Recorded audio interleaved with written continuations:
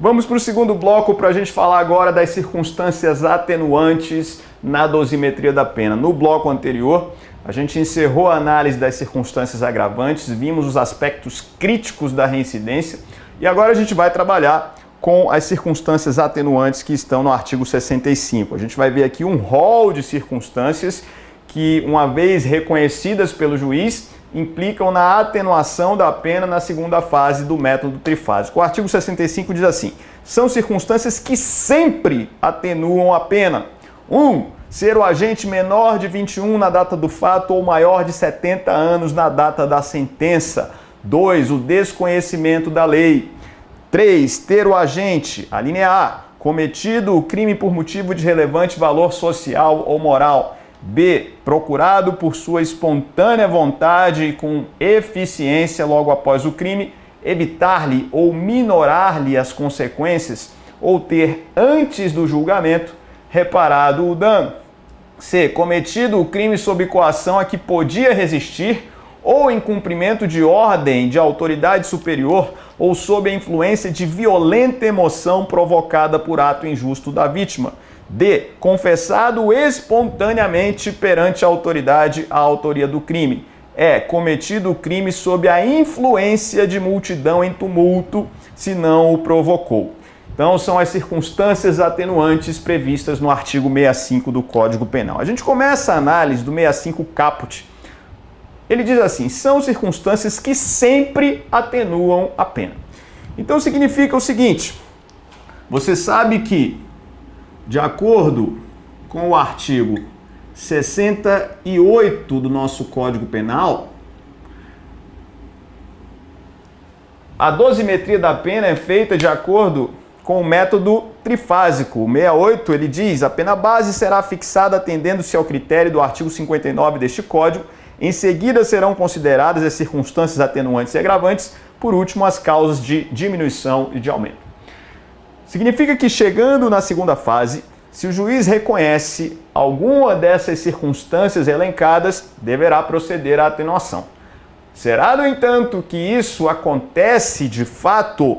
Será que sempre essas circunstâncias atenuantes do artigo 65 do Código Penal são utilizadas para efetiva atenuação da pena?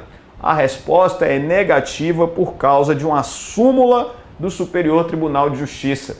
Súmula que é vastamente aplicada pelos magistrados e que é vastamente criticada pela doutrina. É a súmula 231 do STJ. Então, a análise do artigo 65 do Código Penal, ela deve ser feita à luz da súmula 231 do Superior Tribunal de Justiça, que é uma súmula muito criticada.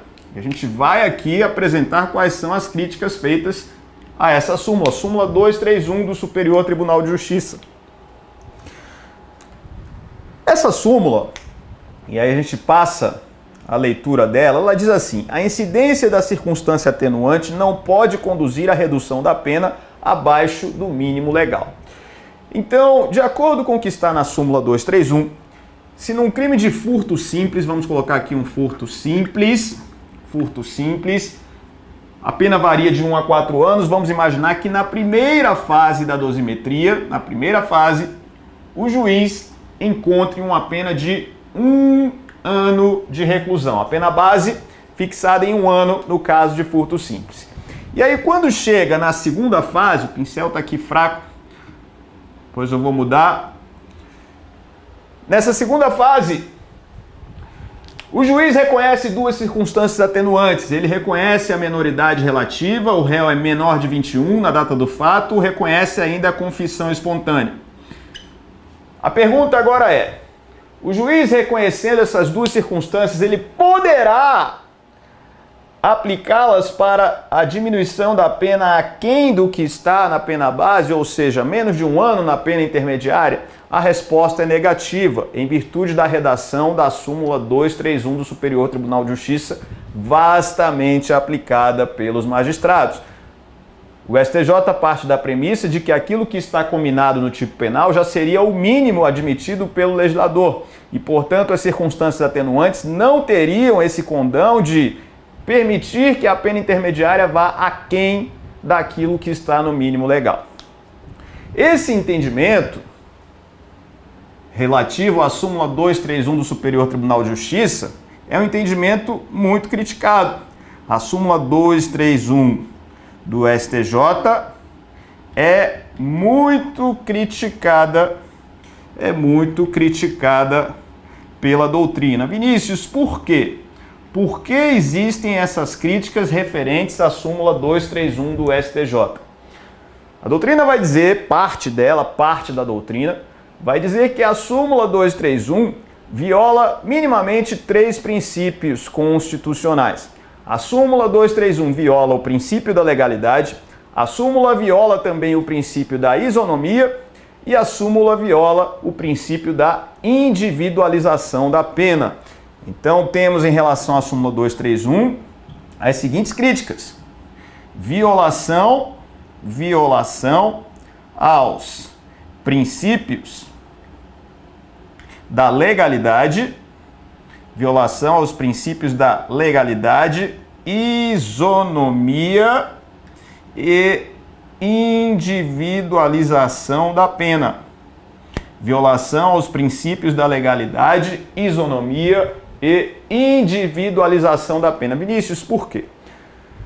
Quanto ao princípio da legalidade, o que a gente extrai do caput do artigo 65 do Código Penal? O Código Penal vem e diz assim: são circunstâncias que sempre atenuam a pena. Se está escrita a palavra sempre, então tem que ser sempre. Ou seja, chegando na segunda fase da dosimetria, o juiz, sempre que verificar circunstâncias atenuantes, deverá proceder à redução da pena. Deverá proceder à redução de modo a atenuar essa pena, seja qual for a circunstância, porque o Código Penal não faz ressalva. Mas vem a súmula 231 e diz: espera aí, mas se na primeira etapa o juiz já tiver fixado o mínimo legal, ou seja, nesse caso aqui, no exemplo que eu dei, 1 ano, ele não pode na segunda etapa ir aquém do mínimo. A doutrina vai dizer que a súmula viola o princípio da legalidade. No momento em que a súmula coloca esse obstáculo para a atenuação, está tirando a eficácia da palavra sempre. E não poderíamos ter uma interpretação contrária ao acusado quanto à redação do artigo 65 caput do Código Penal. A palavra sempre tem que ter eficácia.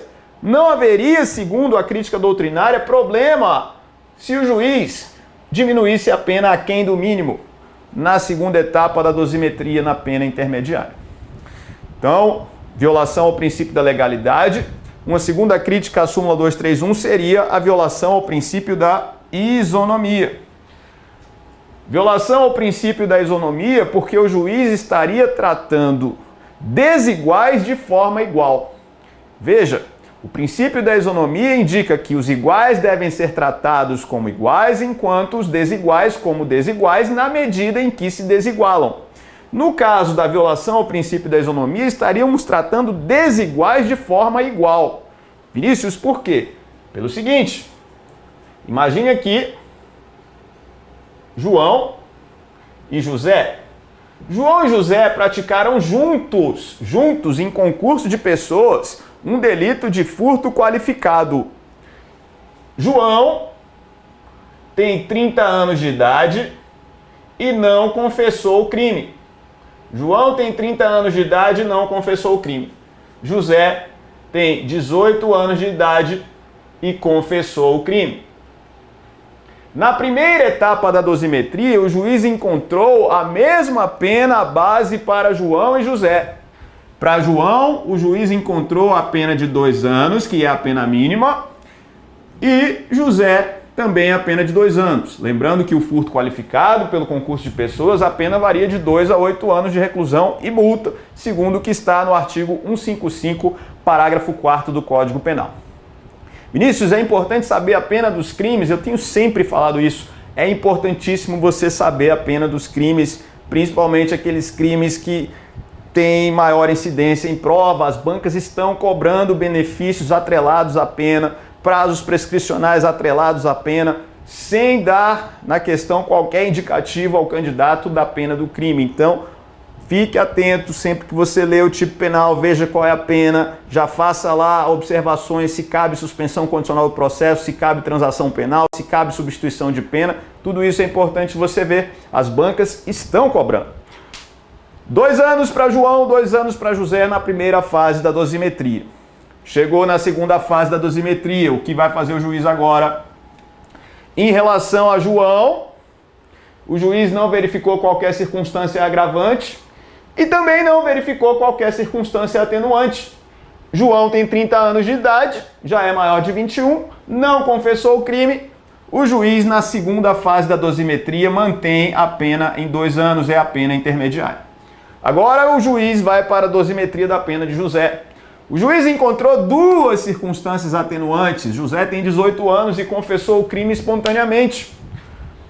O juiz, no entanto, aplicando a súmula 231 do STJ, manterá a pena de José em 2 anos.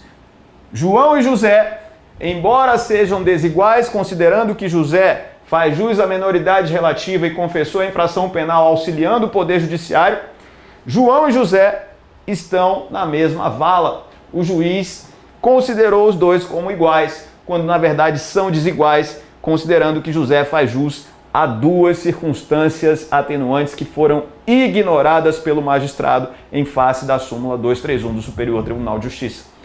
Essa, portanto, é a segunda crítica, e isso está estritamente relacionado a esse terceiro princípio violado, o princípio da individualização da pena, que é exatamente aplicar a pena conforme as circunstâncias pessoais de cada acusado.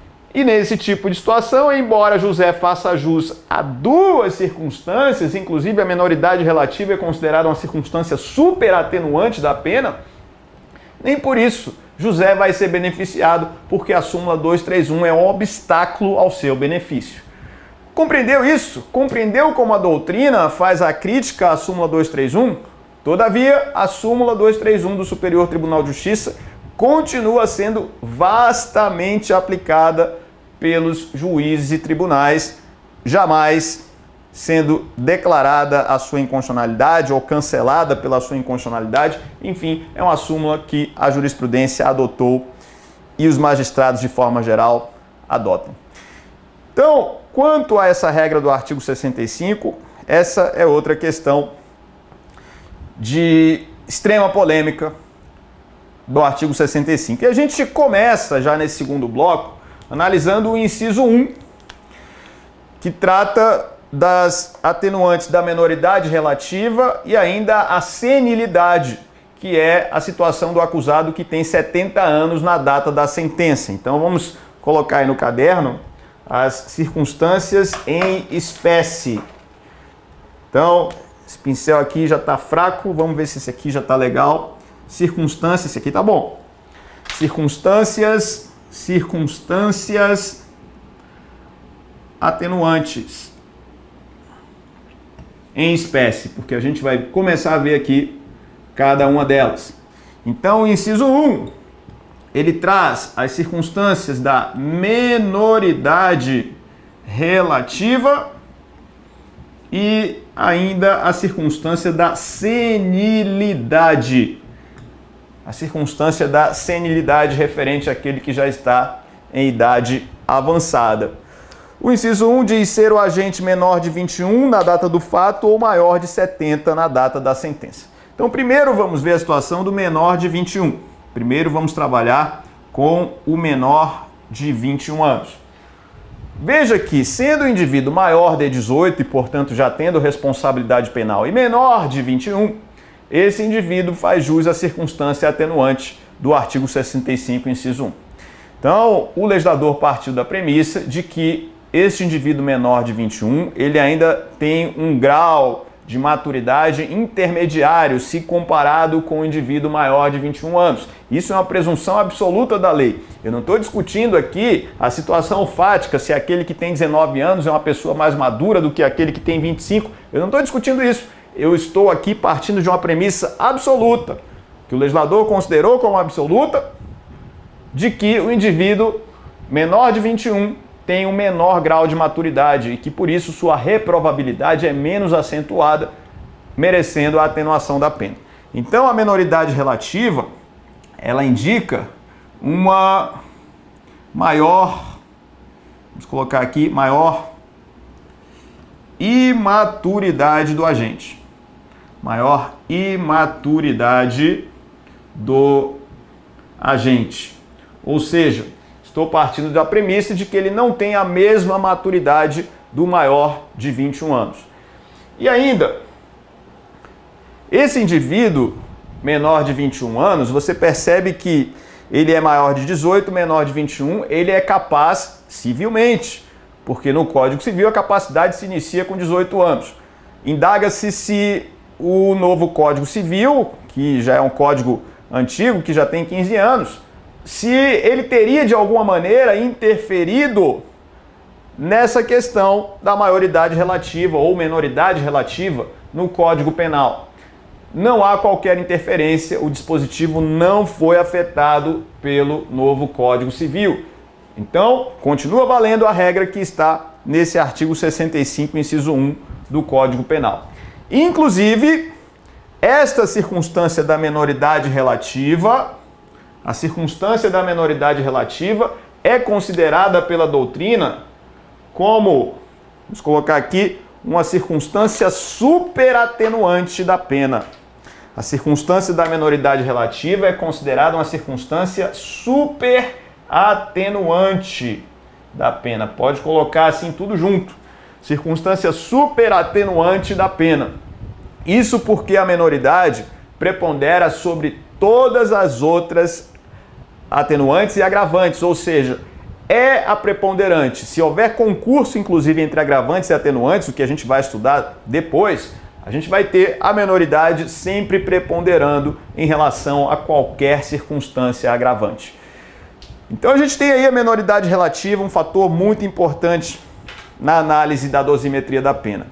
E ainda esse inciso 1 trata da senilidade. Vamos trabalhar aqui com o agente que é maior de 70 anos na data da sentença. Maior de 70 anos na data da sentença. Veja que, tanto na menoridade relativa quanto na senilidade, estamos aqui usando situações para favorecer o agente. Olha só, a menoridade relativa considera a data do fato para a aplicação do benefício, enquanto a senilidade considera a data da sentença, mais tempo para a pessoa completar 70 anos na data da sentença. E aí o que a gente vai ter? O que quer dizer essa expressão na data da sentença? Esse indivíduo maior de 70 anos, supondo que ele esteja respondendo aqui, vamos colocar aqui, ele está respondendo por um estelionato, e no dia em que é proferida a sentença condenatória de primeiro grau, ele tem 70 anos. No dia em que é proferida a sentença condenatória de primeiro grau, ele tem 70 anos. O juiz, então, deverá analisar a sua idade e, assim, o juiz aplica a circunstância atenuante da senilidade, considerando o indivíduo como de menor reprovabilidade, considerando a sua idade avançada. Significa que a reprimenda deve ser uma pena menor, para que não fique uma pena muito alongada e, inclusive, havendo violação aí à proibição constitucional da pena de caráter perpétuo. Então vamos diminuir, já que a expectativa de vida desse indivíduo é uma expectativa já não mais tão grande, considerando a sua idade de 70 anos. E aí veja, esse indivíduo tem 70 anos na data da sentença de primeiro grau, ele é beneficiado pela atenuante. Mas agora eu vou colocar uma situação aqui no quadro que vai gerar uma certa polêmica. A gente vai ver agora o seguinte. Então vamos apagar aqui. Acompanhe comigo a situação agora que vai gerar uma polêmica. O indivíduo, ele está respondendo pelo estelionato. E aí, quando é proferida a sentença de primeiro grau, esse indivíduo tem a idade de 69 anos e 10 meses. Então, esse indivíduo, na sentença de primeiro grau, tem 69 anos e 10 meses, ou seja, não faz jus ao benefício do inciso 1. Aí o advogado dele, diante de uma sentença condenatória por crime de estelionato, interpõe recurso de apelação com o seguinte raciocínio: vou interpor recurso porque quando for proferido o acórdão, o meu cliente já terá completado 70 anos. E aí é esse acórdão que vai valer para a incidência da circunstância atenuante. Será que esse advogado está correto, de acordo com o que entende a jurisprudência, o que entende a maioria da doutrina? Será que se ele recorrer e na apelação, na segunda decisão, no acórdão, tivermos aí, ainda que haja manutenção da sentença condenatória, veja, o advogado não está nem tão preocupado com a absolvição, ele quer a circunstância atenuante, ele quer que no acórdão o seu cliente já tenha mais de 70 anos. E isso inevitavelmente vai acontecer porque uma apelação não é julgada em menos de 2 meses. Quando o acórdão é proferido, esse indivíduo já tem 70 anos e 6 meses. Vamos imaginar assim, 70 anos e 6 meses quando o acórdão é proferido. Fará jus à atenuante, entende a jurisprudência do STJ, entende a maioria da doutrina que não incidirá atenuante nesse caso. Ou seja, o acórdão confirmatório da decisão de primeiro grau não permite a incidência da atenuante se nessa decisão de primeiro grau o indivíduo ainda não tinha completado 70 anos de idade. Isso é muito importante, anote no seu caderno. O acórdão confirmatório da decisão de primeiro grau não terá qualquer valia para a incidência da atenuante se na decisão de primeiro grau esse indivíduo não tinha completado ainda 70 anos de idade. Então essa é a primeira questão de relevo. Agora imagine uma outra situação. Esse mesmo indivíduo, imagine que ele estivesse respondendo por um estelionato e chegasse na sentença, ele com 69 anos e 10 meses, fosse absolvido. Então ele com 69 anos e 10 meses foi absolvido na sentença de primeiro grau. O que fez o Ministério Público? O Ministério Público recorreu para o tribunal diante dessa sentença de absolvição. O recurso agora é o recurso do MP. O MP quer a condenação do indivíduo e apela. No acórdão, o indivíduo é condenado. E nesse acórdão, esse indivíduo já tem 70 anos e 6 meses. Agora, eu pergunto, nesse acórdão condenatório, terei a incidência da circunstância atenuante? A resposta é positiva. Entende a jurisprudência que, se for um acórdão que reforma a sentença absolutória, o primeiro momento em que esse indivíduo é declarado culpado é quando ele já tem 70 anos e 6 meses. Então, se tenho uma sentença que absolveu o indivíduo, ele agora fará jus à redução, à atenuação da sua pena, se o acórdão reforma a sentença que absolveu o indivíduo. A primeira declaração de que ele é culpado ocorreu quando ele já tinha 70 anos e 6 meses. Aí é uma situação diferente. E aí, algo que você que está estudando já ouviu dizer, certamente já ouviu falar, é se teria havido por parte do Estatuto do Idoso qualquer interferência na redação do artigo 65, inciso 1, quanto à senilidade, se haveria alguma interferência do Estatuto do Idoso no que tange à interpretação dessa circunstância atenuante da senilidade. E aí o entendimento que prevalece é no sentido de que não houve por parte do Estatuto do Idoso interferência quanto à circunstância da senilidade, ou seja, continua valendo a idade de 70 anos para a atenuação da pena, de acordo com o 65, inciso 1. Então tome cuidado com isso. O Estatuto do Idoso não interferiu na circunstância da senilidade. A gente continua no bloco seguinte falando mais sobre as circunstâncias atenuantes.